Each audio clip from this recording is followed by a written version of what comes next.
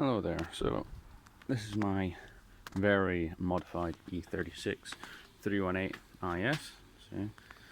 Now, the first things you can notice is obviously got an ultra race strut brace.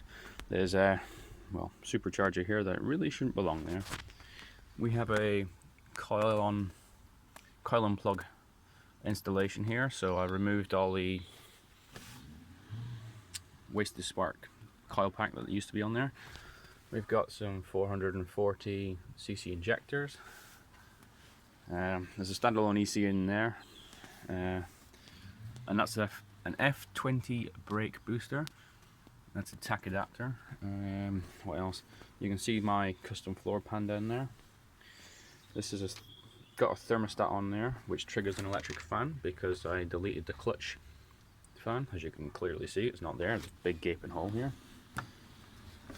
We have a universal catch can, which is plumbed under, well, you can't see it, it's under there anyway. But that also goes to here.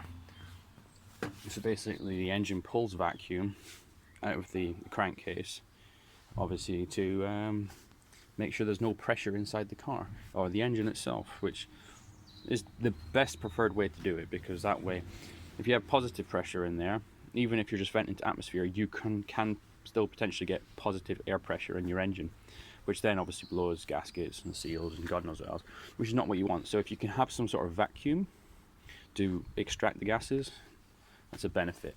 So don't just believe everyone what they say is oh, vent to atmosphere, everything will be fine. And boosted application is preferred to have a vacuum of some sort to help with the scavenging, because it's more effective. Standard throttle body, there's nothing modified there. We have a oil filter relocation. So obviously there used to be an oil filter here. Now because it was in the way, and it's made oil changes really difficult, because obviously the supercharger is now here.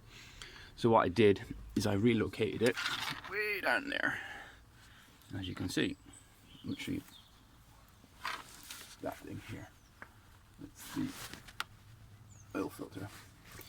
As you can see, if I can try and get it down there, it's Moco parts. So if you search Moco, you should be able to locate those parts. I did have one guy question me about the belt system on this car. Now, I don't have a aircon unit for a start, which would probably sit down here.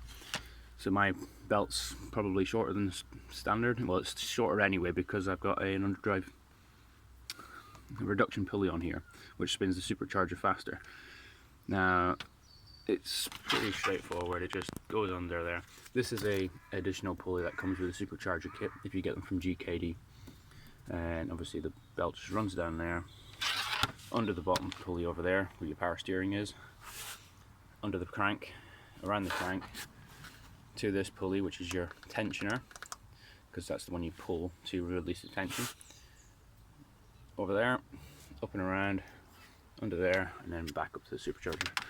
So it's not a too complicated system. I mean, what else can I tell you about this car? Well, the silicone hoses, because I don't want those perishing. I'm going to look for silicone hoses for these old BMW parts as well, because you can see they crack, which is very shit. Well, this, you probably noticed this one's actually backwards, because on the original E36 they're flipped around because you have an airbox here. I have this custom heat shielding. Other modifications would be my power steering. I have the power steering cooler replaced, so it's a bit cooler. It's in the radiator, which is there. I do have, because I've relocated the oil filter, I do have a oil cooler as well. So here's a few details about the engine, nothing terribly much. The supercharger is a M45 supercharger from a Mini Cooper S. It's the R53 Mini Cooper if you really want to get the right one. This one's got Teflon blades, which means it helps to keep it cooler. Just running through things. I mean, other than that, there's not much to say. I mean, these are M3 strut tops. I have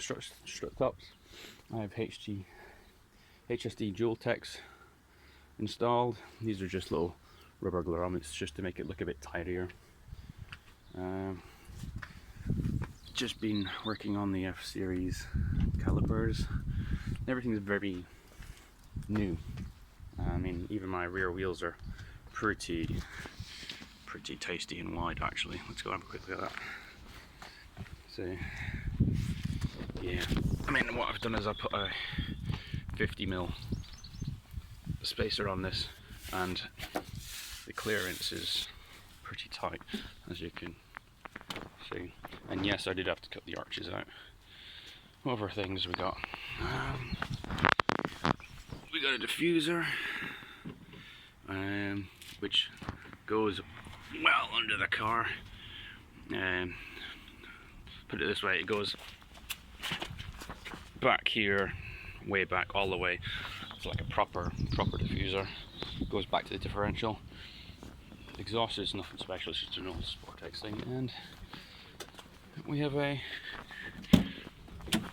pretty modified interior. So we have a custom steering wheel, more F20 bits. This is F20 seats, and I've modified the seat belts as well. So we got the M striping.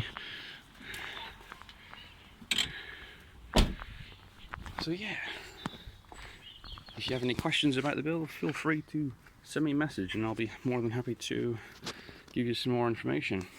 Oh, and one more thing I missed, maybe. With the ECU, K-Data, Megasquirt 2, nothing wrong with them, and they're cheap. They're about 600 quid or something, thereabouts. Which, when you compare it to the likes of Haltech and AEM and other brands, it's a fraction of the price. So just because it's not mainstream and it sounds cheap doesn't mean it's rubbish. You'd be surprised how good they are. But yeah, send me a message if you have any issues. Okay, thank you.